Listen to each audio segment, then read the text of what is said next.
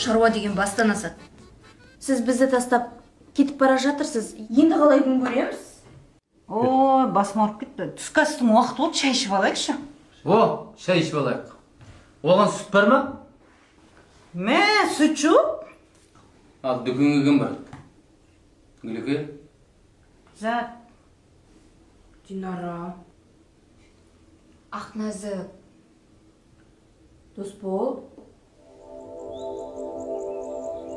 Пазеге. Мен барам ғой. Досбол. Мен барам ғой дүкенге. Барып келем, күнде істеп жүрген жұмыс бар. Қазір барып келем.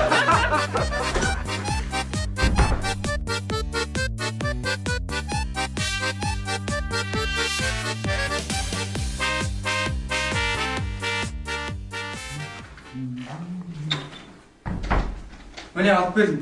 820 теңге жаңадан шыққан сүт. Мен мынандай сүтті бір рет көріп тұрмын. Ал шай ішеміз ғой да? Ой!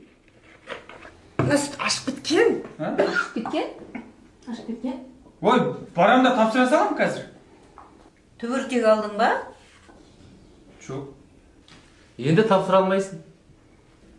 Жалпы дүкеннен зат алған кезде киім-кешек болсын, азық-түлік болсын, міндетті түрде сатушыдан түбіртек талап ету керек.